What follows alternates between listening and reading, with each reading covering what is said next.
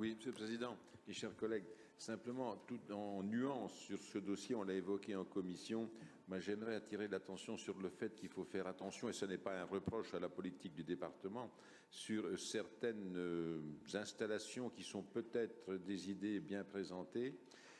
Encore une fois, ce n'est pas le département qui les a fait, comme par exemple les méthaniseurs. C'est sans doute sur le principe quelque chose de bien.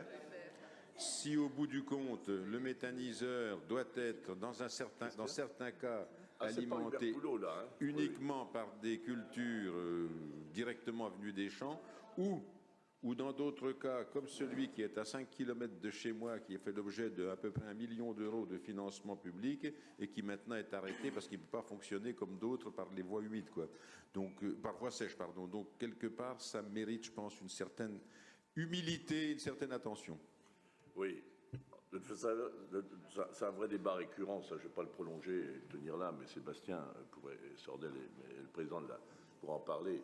On va avoir une masse de production qui sera à partager entre l'énergie, l'alimentation animale, et donc il faut vraiment qu'on soit extrêmement attentif à ce que les éléments de balancier ne viennent pas déstabiliser des filières déjà qui sont bien bousculées lorsqu'il y a des événements climatiques. Je pense notamment aux pailles, foin, etc. Donc il faut vraiment qu'on soit sur des...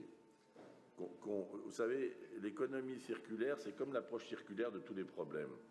Il faut vraiment, quand vous appuyez sur un point, il faut voir sa conséquence sur l'ensemble, avoir une vision à 360.